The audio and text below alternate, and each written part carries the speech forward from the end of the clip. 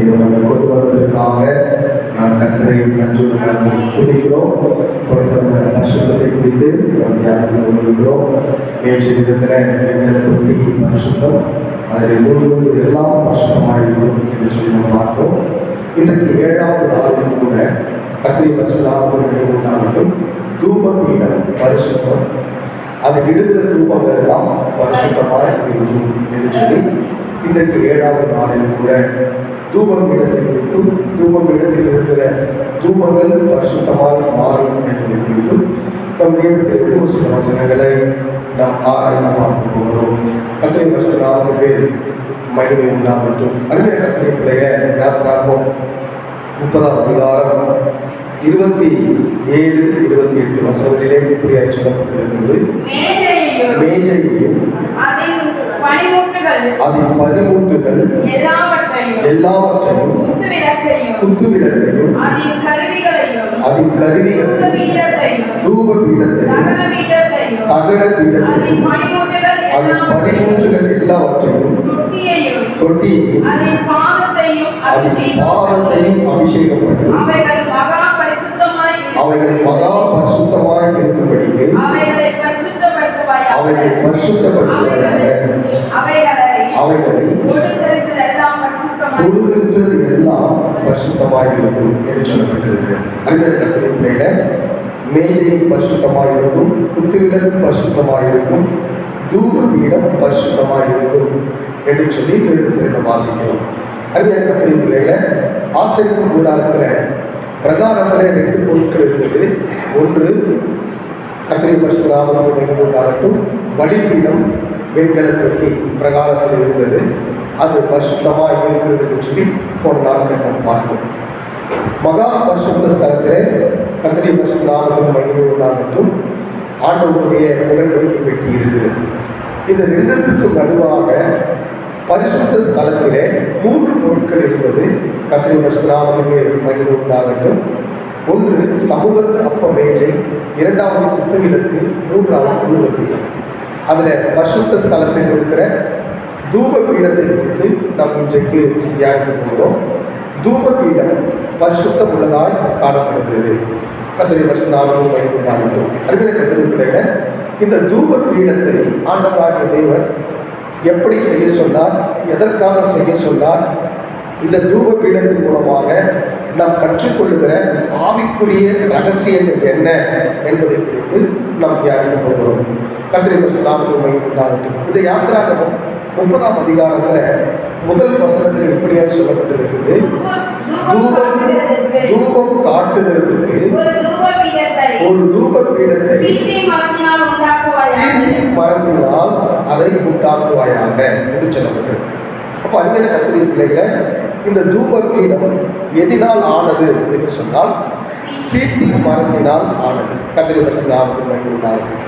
அப்போ இந்த தூபபீடம் கர்த்தரை பரிசுத்தமாகட்டும் மகிமை உண்டாகட்டும் கர்த்தர் ஆவிக்குரிய ஜீவியத்தில் எதற்கு ஒப்பிட்டு நாம் பார்க்க முடியும் என்று சொன்னால், ஆண்டவராகிய தேவன் நம்மை ஒப்பிட்டு கர்த்தரை பரிசுத்தமாகட்டும் மகிமை உண்டாகட்டும் தூபபீடம் பிளஸ் விசுவாச மக்கள் இணைத்து உங்களுக்கு ஒப்பிட்டு ஒரு சில ரகசியங்களை சொல்ல விரும்புகிறேன். கர்த்தரை பரிசுத்தமாகட்டும் மகிமை உண்டாகட்டும். அப்போ இந்த தூபபீடம் எப்பொழுதும் பரிசுத்த ஸ்தலத்திற்கு வந்தது என்று சொன்னால், ஒரு மரம் பூமியில் இருந்து வெட்டி எடுக்கப்பட வேண்டும், அது இழைக்கப்பட வேண்டும். கர்த்தரை பரிசுத்தமாகட்டும் மகிமை உண்டாகட்டும். அது இழைத்து அது ஒரு பொருளாக மாற்றப்பட்டு பரிசுத்த ஸ்தலத்திற்கு வரப்பட வேண்டும். அப்போ ஒவ்வொரு மனிதர்களும், கர்த்தருடைய பிள்ளைகள், ஒவ்வொரு விசுவாச மக்களும் பூமியிலிருந்து பூமிக்கும் அவர்களுக்கும் சம்பந்தம் இல்லாதபடிக்கு வேறு பிரிக்கப்பட்டு அவர்கள் இழைக்கப்பட்டு அவர்களை நேர்த்தியாக மாற்றப்பட்டு தேவ சமூகத்திற்கு அவர்கள் வர வேண்டும். கர்த்தரை பரிசுத்தமாகட்டும் மகிமை உண்டாகட்டும். அப்போ இந்த சீத்தி மரத்தில் நம் தூபத்தை ஏற்றலாமா அப்படின்னு சொன்னால், அதற்கு முன்பாக தேவன் ஒரு காரியத்தை செய்கிறார். கர்த்தரை பரிசுத்தமாகட்டும் மகிமை உண்டாகட்டும். அந்த தூபபீடம், அந்த சீத்தி மரத்தினால் செய்யப்பட்ட தூபபீடம் பசு பொன் தகட்டாலே மூடப்பட வேண்டும். கர்த்தரை பரிசுத்தமாகட்டும் மகிமை உண்டாகட்டும். யாத்திராகமம் 30ஆம் அதிகாரம் 3வது வசனத்திலே வாசிக்கும்போது, அது மேற்புறத்தையும் சுற்றுப்புறத்தையும் அதன் கொம்புகளையும் பசும்பொன் தகட்டால் மூடி சுற்றிலும் அதற்கு பொன் திறனைகளை உண்டு பண்ண வேண்டும் என்று சொல்லப்பட்டது. அப்ப அங்கே கட்டளை பிள்ளைகளை, இந்த தூப பீடம் தூபம் பரிசுத்த தூபம் ஏற்றப்பட வேண்டுமானால், அது சீத்தி மரத்திலிருந்து ஏற்றப்படுமானால் அந்த சீத்தி மரம் கருகி போய்விடும். கர்த்தருடைய பரிசுத்த பயன்படுத்தார்கள். அந்த சீத்தி மரத்தை அவர்கள் என்ன செய்ய வேண்டும்? பொன் தகட்டாலே உள்ளும் புறமும் முற்றிலுமாக மூடப்பட வேண்டும். கர்த்தருடைய பரிசுத்த பயன்படுத்தார். இந்த பொன் தகடு என்பது யாரை குறிக்கும் என்று சொன்னால் ஆண்டவராகிய இயேசு கிறிஸ்து. அப்போ ஒரு மனிதனை சுற்றிலும் உள்ளும் புறமும் இயேசுவினாலே ஒரு விசுவாசி மூடப்பட வேண்டும். கர்த்தருடைய பரிசுத்த நாமத்துக்கு உண்டாகட்டும். அருமையான கர்த்தருடைய பிள்ளைய, அப்போ வெறும் சீத்தி மரத்தினால் செய்யப்பட்ட நம்ம தூப பீடத்தை நாம் பயன்படுத்த முடியாது. கர்த்தருடைய பரிசுத்த நாமத்துக்கு உண்டாகும். அது பூமியிலிருந்து வெட்டி எடுக்கப்பட்டது தான், அது இழைக்கப்பட்டது தான், அது நேர்த்தியாய் வடிவமைக்கப்பட்டது தான். ஆனாலும் சீத்தி மரத்திலே நாம் என்ன செய்ய முடியாது? தூபத்தை ஏற்ற முடியாது. அப்போ தூபத்தை ஏற்ற வேண்டுமானால் அது உள்ளும் புறமும் முற்றிலுமாக பசும்பொன் தகட்டாலே மூடப்பட வேண்டும். அப்போ ஒவ்வொரு கர்த்தருடைய பிள்ளைகளும் இயேசு கிறிஸ்துவின் ரத்தத்தினாலே, இயேசு கிறிஸ்துவின் சாயலிலே நம் உள்ளும் புறமும் மூடப்பட வேண்டும். கர்த்தருடைய பரிசுத்த நாமத்துக்கு எந்த பக்கம் பார்த்தாலும் யார் தான் தெரியணும்? இயேசு தான் தெரியும். அல்லேலூயா. அப்போ இந்த தூப பீடத்துக்கு எந்த பக்கம் பார்த்தாலும் எப்படி தெரியும்னு சொன்னா பசுவு கொண்டா தான் தெரியும். ஒருபொழுதும் சீத்தி மரம் என்ன செய்யக்கூடாது? தெரியவே கூடாது. கர்த்தருடைய பரிசுத்த நாமத்துக்கு உண்டாகட்டும். அருமையான கர்த்தருடைய பிள்ளைகளே, அப்ப நம்ம ஒவ்வொருவரும் இயேசு கிறிஸ்துவின் ரத்தத்தினாலே, இயேசு கிறிஸ்துவினுடைய வசனத்தினாலே, இயேசு கிறிஸ்துவினுடைய சாயலினாலே நாம் மூடப்பட வேண்டியது அவசியமாய் காணப்படுகிறது. கர்த்தருடைய பரிசுத்த நாமத்துக்கு உண்டாகட்டும். அருமையான கர்த்தருடைய பிள்ளைகளே, அப்போ இது எதற்கு முன்பாக நிற்க வேண்டும்? சாட்சி பெட்டிக்கு முன்பாக தான் இந்த தூப பீடத்தை வைக்க வேண்டும். கர்த்தருடைய பரிசுத்த நாமத்துக்கு உண்டாகட்டும். அப்போ இந்த சாட்சி பெட்டி வருகிற நாட்களிலே அதை குறித்து நான் உங்களுக்கு சொல்லுகிறேன்.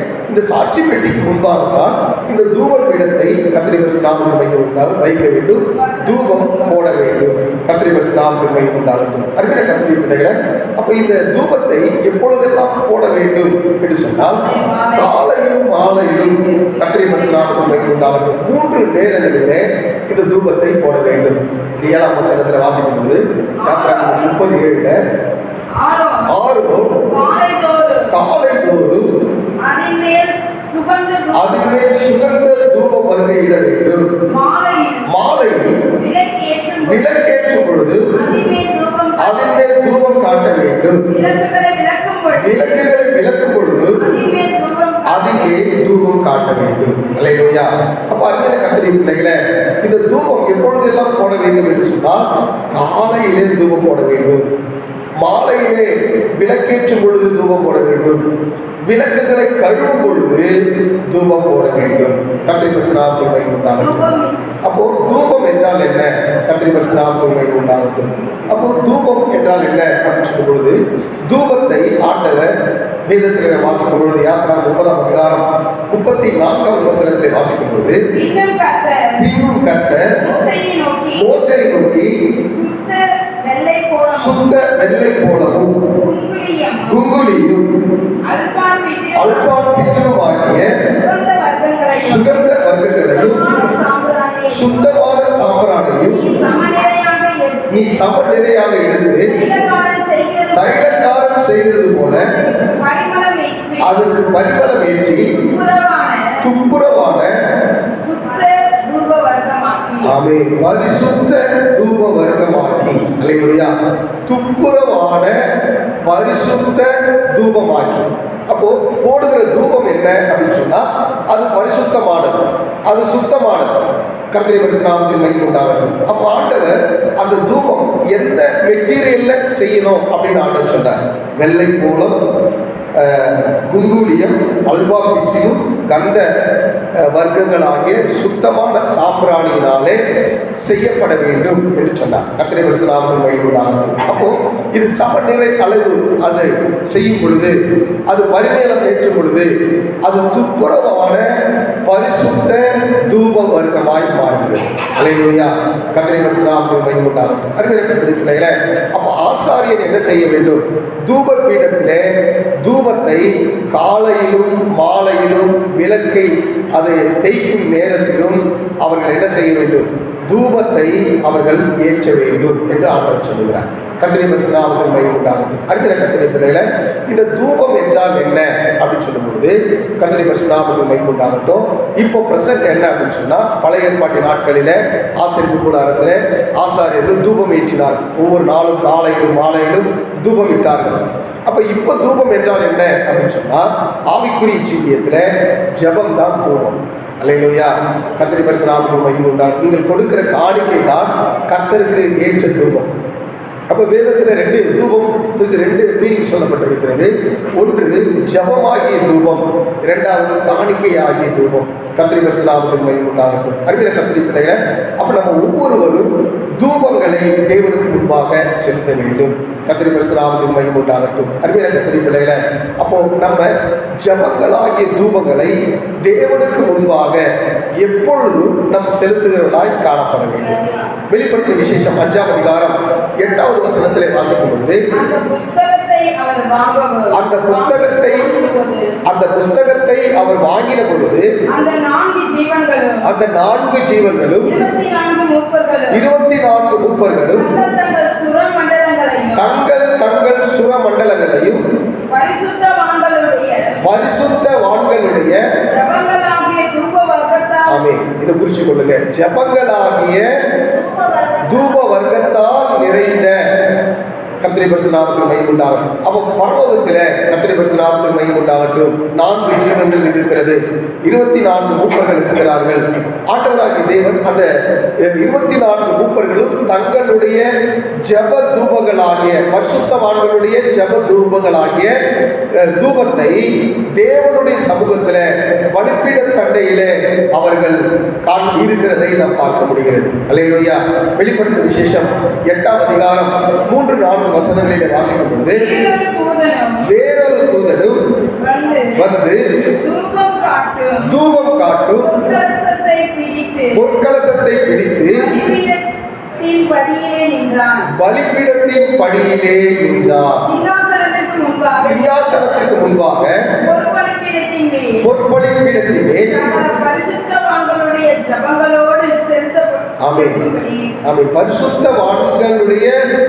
ஜபங்களோடு கூட செலுத்தும்படி. அல்லேலூயா.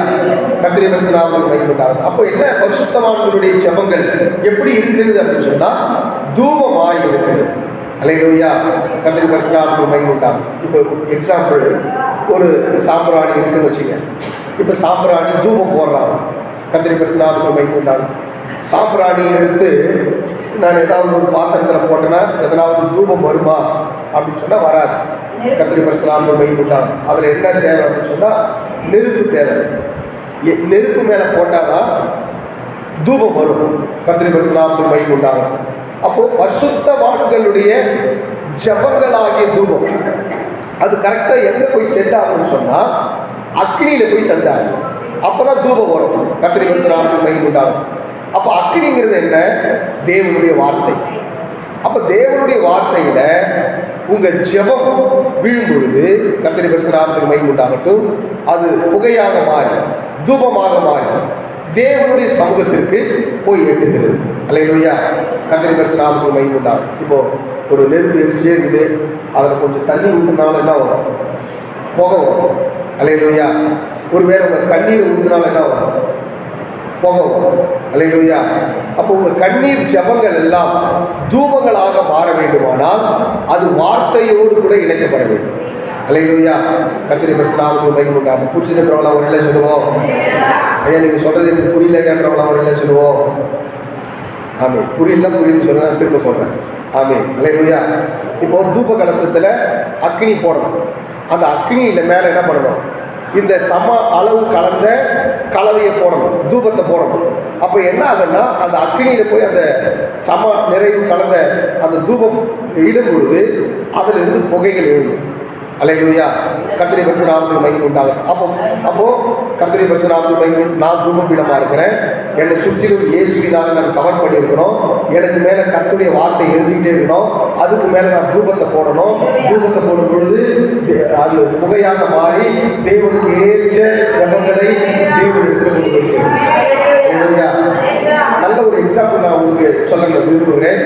ராஜாக்கள் 18ஆம் அதிகாரத்துல 36வது வசனத்துல எலியா ஜெபிக்கிறார். எப்படி ஜெபிக்கிறார் அப்படின்னு சொல்லி பார்க்கும் பொழுது 1 ராஜாக்கள் 18:36 கர்த்தருடைய பரிசுத்தராவின் அந்தி பலி செலுத்தும் நேரத்திலே தீர்க்கதரிசியாகிய எலியா வந்து ஆபிரகாமுக்கும் ஈசாக்குக்கும் யாக்கோபுக்கும் தேவனாகிய கர்த்தாவே இஸ்ரவேலின் நீ தேவன் என்று நான் உம்முடைய ஊழியக்காரர் என்று நான் இந்த காரியங்களை எல்லாம் உம்முடைய வார்த்தைப்படி செய்தேன் என்று இன்றைக்கு விளங்கப்படும். அல்லேலூயா. கர்த்தருடைய நாமத்தை மகிமைப்படுத்துங்கள். எலியா ஜெபம் பண்றாரு. எப்ப ஜெபம் பண்றாரு? நல்லா கவனிக்கணும். அந்த வசனத்தை நீங்க நல்லா கவனிக்கணும். எலியா எப்ப ஜெபம் பண்றாரு? அந்தி பலி செலுத்துகிற நேரத்தில். அப்போ காலையிலும் மாலையிலும் தூபத்தை ஏற்றணும். கர்த்தருடைய நாமத்தை மகிமைப்படுத்துங்கள். எப்பெல்லாம் பலி செலுத்துறாங்களோ அப்பெல்லாம் என்ன பண்ணணும்? தூபத்தை ஏற்ற வேண்டும். கர்த்தருடைய நாமத்தை மகிமைப்படுத்துங்கள். அப்ப கரெக்டா தூபம் ஏற்றும் பொழுது அவர் ஜெபம் பண்றாரு. அல்லேலூயா. அந்த நேரத்தில் ஜெபம் பண்றாரு. என்ன ஜெபம் பண்றாரு? ஆண்டவரே, இதெல்லாம் உங்களுடைய வார்த்தையின்படிதான் செய்தேன் என்பதை ஜனங்கள் அறிந்து வரும். அல்லேலூயா. அப்ப பண்ற ஜெபமும் யார் சொல்லிதான் பண்ணணும்? அவர் சொல்லிதான் பண்ணணும். அல்லேலூயா. கர்த்தருடைய நாமத்துக்கு மகிமை உண்டாகும். அப்போ அருமையான கர்த்தருடைய பிள்ளைகளை, அப்ப எனக்கு மேலேயும் அவர் தான் இருக்கிறாரு. கர்த்தருடைய பிரச்சனை எனக்கு என்னுடைய தூப பீடமா, நான் தூப பீடமா இருக்கிறேன். தூப பீடத்தை சுற்றிலும் என்னை சுற்றிலும் அவர் தான் என்னை கவர் பண்ணியிருக்கிறாரு. எனக்கு மேலே எரிகிற நெருப்பும் அவர் தான், போடுற தூபமும் அவர் தான், ஜபமும் அவர் தான். அல்லேலூயா. அல்லேலூயா. அப்போ மொத்தமே நம்மளை வச்சுட்டு எல்லாமே அவர் தான் செய்யறது. அல்லேலூயா. அப்போ நம்ம பண்ற ஜெபம் கூட அவருடைய விருப்பம் இல்லாம நம்ம ஜெபம் பண்றது இல்லை. அவருடைய சித்தத்தின்படி தான் நம்ம என்ன பண்றோம்? நம்ம ஜெபம் செய்யும். கர்த்தருடைய நாமத்துக்கு மகிமை உண்டாகும். அப்ப இப்படி எலியா ஜெபம் பண்ணும் பொழுது வானத்தில் இருந்து அக்கினி இறங்கி பலியை பற்றியது. அல்லேலூயா. அருமையான கர்த்தருடைய பிள்ளைகளை, நீங்க பண்ற ஒவ்வொரு ஜெபத்திற்கும் ஆண்டவராகிய தேவன் பதில் கொடுக்கிற தேவனாக இருக்கிறார். கர்த்தருடைய நாமத்துக்கு மகிமை உண்டாகட்டும். அப்போ காலையிலும் மாலையிலும் நம்ம ஜெபத்துல இன்னும் அதிகமாக நாம் காணப்பட வேண்டும். சங்கீதம் 5வது சங்கீதம் 3வது வசனத்தில் வாசிக்கும் பொழுது கர்த்தருடைய பரிசுத்தராவின் மகிமை உண்டாகட்டும். சங்கீதம் 5:3 கர்த்தாவே, காலையிலே என் சத்தத்தை கேட்டருளுவீர். காலையிலே உமக்கு நேரே வந்து ஆயத்தமாகி காத்திருப்பேன். அல்லேலூயா. காலையிலே என் சத்தத்தை கேட்டருளுவீர். அல்லேலூயா. கர்த்தருடைய நாமத்துக்கு மகிமை உண்டாகட்டும். ஆண்டவர் எந்த இடத்துல சத்தத்தை கேட்கிறார் அப்படின்னு சொன்னா, அவருடைய பரிசுத்த சந்நிதி, பரிசுத்த ஆலயத்திலிருந்து அவர் உங்களுடைய சத்தத்தை, உங்களுடைய ஜெப தூபங்களை அவர் கேட்க விரும்புகிறார். கர்த்தருடைய நாமத்துக்கு மகிமை உண்டாகட்டும். இங்க சங்கீதக்காரர் சொல்றார், காலையிலே நான் ஆயத்தமாகி, நான் காலையிலே ஆயத்தமாகி நான் உமக்காக காத்திருப்பேன். அல்லேலூயா. அப்ப அருமையான கர்த்தருடைய பிள்ளைகளே, இந்த 40 நாள் ஜெபத்துல ஒரு காரியத்தை, ரகசியத்தை கற்றுக்கொள்ளணும். ஆயத்தமாகி தேவ சமூகத்துல காத்திருக்கணும். அல்லேலூயா. அப்போ 5:30 மணிக்கு ஆராதனை அப்படின்னா 5:20 நீங்க வந்து தேவ சமூகத்துல வந்து காத்திருக்கணும். ஆண்டவரே, இன்னைக்கு என்னோடு கூட நீங்க பேசுங்க, என்னோடு கூட இடைபடுங்க அப்படின்னு சொல்லி என்ன பண்ணணும்? காத்திருக்கணும். கர்த்தருடைய பரிசுத்த நாமத்துக்கு மகிமை. காலையிலே உமக்கு நேரே ஆயத்தமாகி காத்திருக்கேன். அப்ப அருமையான கர்த்தருடைய பிள்ளையில, ஏதோ நம்ம சபை ஆரம்பிச்ச பிறகு அதுக்கப்புறம் நம்ம வரதில்லை, ஆரம்பிக்கிறதுக்கு முன்னாடியே வரணும். அல்லேலூயா. ஒரு தீர்மானம் பண்ணுது. கர்த்தருடைய பரிசுத்த நாமத்துக்கு மகிமை உண்டாகட்டும். ஆண்டவரே, இனி நான் ஆலயத்தில் ஆரம்பிக்கிறதுக்கு முன்னாடி என் ஜெபத்தை நீங்க கேட்கறதுக்காக நான் ஆயத்தமா காத்திருப்பேன். அல்லேலூயா. கர்த்தருடைய பரிசுத்த நாமத்துக்கு மகிமை உண்டாகட்டும். என்னைக்கு அப்படி மாறுவோம் அன்னைக்கு நம்ம சபையில் ஏற்றுக்கணும். அல்லேலூயா. கர்த்தருடைய பரிசுத்த நாமத்துக்கு மகிமை உண்டாகும். அப்போ இன்னைக்கு ஆராதனை அப்படின்னா நைட்டே நம்ம ரெடி ஆகிடும். அல்லேலூயா. கர்த்தருடைய பரிசுத்த நாமத்துக்கு மகிமை உண்டாகட்டும். நம்ம இருதயம் நைட்டு தூங்கும் போது நம்ம இருதயம் நம்ம சொன்னோம், காலையில் 5 மணிக்கு 5:30 மணிக்கு ஆராதனை 5:30 மணிக்கு தோங்கும் பொழுதே நான் தேவ சமூகத்தில் இருப்பேன் அப்படின்னு நினச்சிட்டே படுங்களேன். ஆட்டோமேட்டிக்காக நீங்கள் 7 மணிக்கு எழுந்துக்கிற ஆள் கூட 5 மணிக்கெல்லாம் இருக்கு. அல்லேலூயா. கர்த்தருடைய பரிசுத்த நாமத்துக்கு மகிமை உண்டாகட்டும். அப்போ ஆண்டவர் எங்கிருந்து ஜெபத்தை கேட்கிறார் அப்படின்னு சொன்னா சங்கீதம் 28வது சங்கீதம் 2வது வசனத்திலே வாசிக்கும்போது, நான் உம்மை நோக்கி சத்தமிட்டு உம்முடைய பரிசுத்த சந்ததிக்கு நேராக கையெடுக்கையில் ஆமென், என் விண்ணப்பத்தின் சத்தத்தை கேட்கட்டும். உம்முடைய பரிசுத்த சந்ததிக்கு நேராக. அல்லேலூயா. எங்கிருந்து ஜெபம் பண்ணோம்? சில நேரத்தில் நம்ம சொல்லுவோம், எங்க இருந்தாலும் கர்த்தர் ஜெபத்தை கேட்பார். அது உண்மைதான், எங்க இருந்தாலும் ஜெபத்தை கேட்பார். ஆனா பரிசுத்த ஸ்தலம் ஆண்டு சொல்ற ஏன் ஜெப வீடுன்ற. அல்லேலூயா. கர்த்தருடைய பரிசுத்த. அப்ப என்னுடைய ஜெப வீட்டில் வந்து நீ ஜெபம் பண்ணும் பொழுது நான் இன்னும் அதிகமாக நான் கேட்கிறேன் என்று ஆண்டவர் சொல்லுகிறார். அல்லேலூயா. அருமையான கர்த்தருடைய பிள்ளைகளை, அப்போ பரிசுத்த சந்ததிக்கு நேராக நம்ம என்ன செய்ய வேண்டும்? நம்ம ஜெபிக்கிற பிள்ளைகளா மாற வேண்டும். அப்போ தூபம் என்பது ஒன்று ஜெபம், ரெண்டாவது கர்த்தருடைய பரிசுத்த நாமத்துக்கு மகிமை உண்டாகட்டும். ஆண்டவருடைய சமூகத்தில் நம்ம கொடுக்கிற பலி காணிக்கை கர்த்தருடைய பரிசுத்த நாமத்துக்கு மகிமை உண்டாகட்டும். ஆண்டவராகிய இயேசு கிறிஸ்து பிறந்த பொழுது வான சாஸ்திரிகள் எல்லாரும் தேவனுக்கு காணிக்கை கொண்டு வந்தாங்க. எப்படிப்பட்ட காணிக்கை கொண்டு வந்தாங்க? மத்தேயு 2வது அதிகாரம் 11வது வசனத்துல, அவர்கள் அந்த வீட்டிற்குள் பிரவேசித்து அதன் தாயாகிய மரியாதையும் கண்டு சாஷ்டாங்கமாய் விழுந்து அதை பணிந்து கொண்டு தங்கள் பொக்கிஷங்களை திறந்து பொன்னையும் தூப வர்க்கத்தையும் வெள்ளை கோலத்தையும் அதற்கு காணிக்கையாக வைத்தார்கள். அல்லேலூயா. அப்ப தூப வர்க்கத்தை யாருக்கு காணிக்கை வைக்கிறாங்க? ஆண்டவராகிய இயேசு கிறிஸ்துவுக்கு காணிக்கை வைக்கிறாங்க. அப்ப தூப வர்க்கம் காணிக்கை கர்த்தருடைய பரிசுத்த நாமத்துக்கு மகிமை உண்டாகட்டும். ஒன்று ஜெபம், தூப வர்க்கம் என்றால் ஒன்று ஜெபம், ரெண்டாவது காணிக்கை கர்த்தருடைய பரிசுத்த நாமத்துக்கு மகிமை உண்டாகட்டும். அப்போ இஸ்ரவேல் ஜனங்கள் காணிக்கை கொடுக்கும் பொழுது, பலி செலுத்தும் பொழுது கர்த்தருடைய பரிசுத்த நாமத்துக்கு மகிமை உண்டாகட்டும், இந்த தூபத்தை போட்டார்கள்.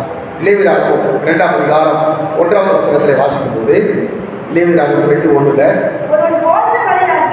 ஒருவன் போஜன பலியாகிய காணிக்கையை கர்த்தருக்கு செலுத்த வேண்டுமானால் அவன் காணிக்கையை மெல்லிய மாவாய் இருப்பதாக அவன் அதின் மேல் எண்ணெயை வார்த்து அதின் மேல் தூப வர்க்கம் போட்டு.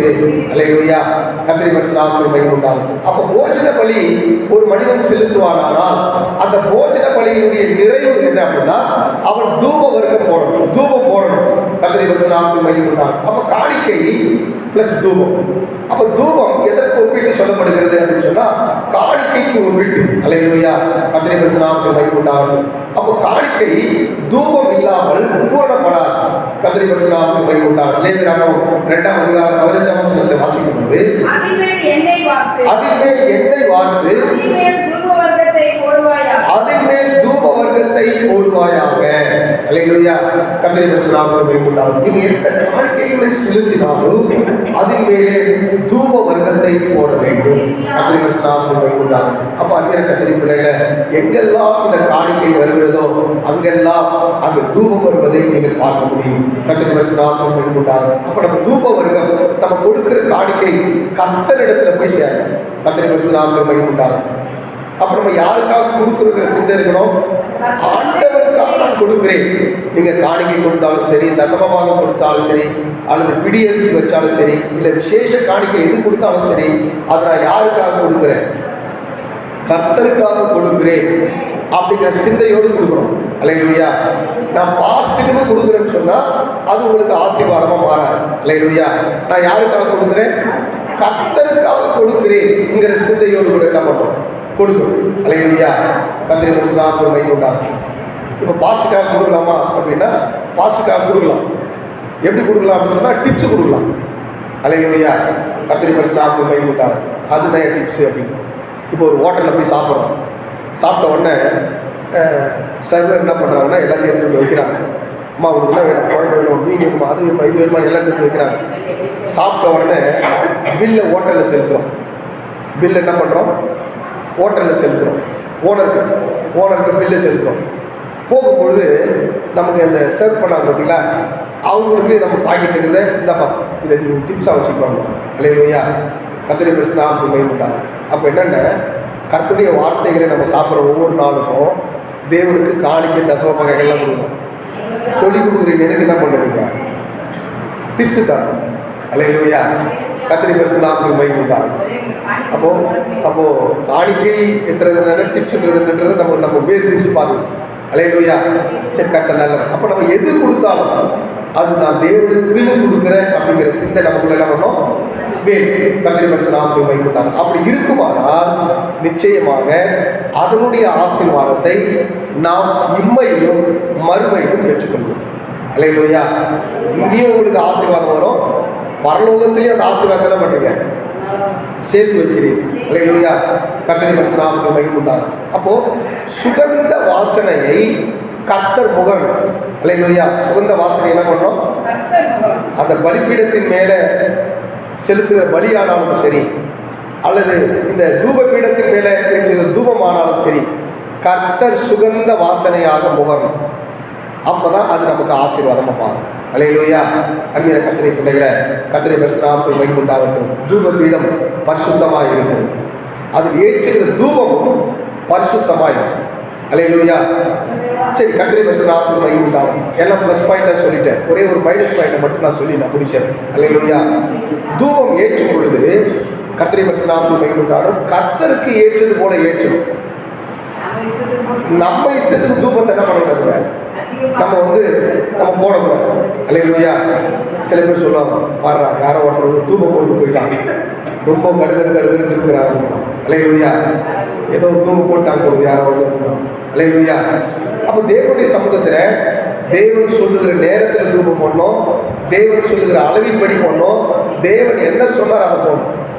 ஆனால் கர்த்தருடைய பரிசுத்த நாமத்துக்கு மகிமை உண்டாகட்டும். ஆரோனின் குமாரர்கள் 2 பேர் நாதாபும் அபியும் என்ன பண்ணாங்கன்னா, தேவையில்லாத அக்கினியை தேவ சமூகத்தில் கொண்டு வந்தாங்க. லேவியராகமம் 10ஆம் அதிகாரம் 1-2 வசனங்கள். ஆரோனின் குமாரனாகிய நாதாபும் அபியும் தன் தூப கலசத்தை எடுத்து அவைகளில் அக்கினியையும் அதின் மேல் தூப வர்க்கத்தையும் போட்டு, நல்லா கவனிக்கணும், கர்த்தர் தங்களுக்கு கட்டளையிடாத அந்நிய அக்கினியை அவருடைய சந்நிதியில் கொண்டு வந்தார்கள். அப்பொழுது அக்கினி கர்த்தருடைய சந்நிதியிலிருந்து புறப்பட்டு அவர்களை பற்றியது. அல்லேலூயா, அப்ப தூபம் போடுறதுல நல்லா கவனிக்கணும், பரிசுத்தத்தோடு தூபம் போடணும். பரிசுத்தம் இல்லாம தூபம் போட்டா என்ன ஆயிடும், ஃபினிஷ், அவ்வளவுதான். அல்லேலூயா, அப்ப அருமையான கர்த்தருடைய பிள்ளைகளே, தூப பீடமும் பரிசுத்தமா இருக்கு, அதில் போடுகிற தூபமும் அதில் போடுகிற நபரும் பரிசுத்தமா இருக்கும். அல்லேலூயா, கர்த்தருடைய பரிசுத்த நாமத்துக்கு மகிமை உண்டாகட்டும். அருமையான கர்த்தருடைய பிள்ளைகளே, ஆண்டவராகிய தேவன் அந்நிய அக்கினியை அவர்கள் கொண்டு வந்ததினாலே, அவர்கள் தூப பீடத்திலே தூபத்தை துணிகரமாய் போட்டதினாலே, தேவன் கட்டளையிடாததை அவர்கள் செய்ததினாலே, அவர்கள் தேவ சமூகத்தில் அவர்கள் ஆண்டவராக தேவன் அவர்களை சங்ககரித்தார். அல்லேலூயா, அருமையான கர்த்தருடைய பிள்ளைகளை, அப்போ தேவன் சொல்றதை மட்டும்தான் நம்ம செய்யணும். தேவையில்லாததெல்லாம் நம்ம என்ன பண்ணக்கூடாதுங்க, செய்யக்கூடாது. தேவையில்லாதது பேசக்கூடாது, தேவையில்லாத காரியங்களை நம்ம பண்ணக்கூடாது. அருமையான கர்த்தருடைய பிள்ளைகளை, கர்த்தருடைய பரிசுத்த நாமத்துக்கு மகிமை உண்டாகட்டும். அப்போ தேவனுக்கு முன்பாக என் தூப பீடமும் நான் இடுகிற தூபமும் தேவன் சொல்லி தான் நான் செய்யணும். அல்லேலூயா, எந்த நேரத்தில் சொல்றார், எந்த இடத்துல சொல்றாரு, நான் அந்த இடத்துல தான் நான் என்ன பண்ணுவேன், நான் தூபம் விடுவேன். அல்லேலூயா, கர்த்தருடைய பிள்ளைகளை, தூப பீடம் பரிசுத்தமாக இருக்கிறது, அது போடுகிற தூபமும் பரிசுத்தமாக இருக்கிறது. கர்த்தர் சுகந்த வாசனையை முகரும் பொழுது தேவன் உன்னை ஆசீர்வதித்து உன்னை உயர்த்த வல்லவராக இருக்கிறார். அல்லேலூயா, இந்த 7ஆவது நாள் தலைப்பு தூப பீடம் பரிசுத்தம், அதில் போடுகிற தூபமும் பரிசுத்தமாக இருக்கும். தூபம் என்றால் ஜெபம், காணிக்கை. இது நீ போடுற காணிக்கையானாலும் சரி, நீ பண்ற ஜெபமானாலும் சரி, அது தேவனுக்கு உகந்த வாசனையாக சுகந்த வாசனையாக மாற வேண்டியது அவசியமாக இருக்கு. கற்றுக் கொடுத்த வார்த்தைகளுக்காக கடந்த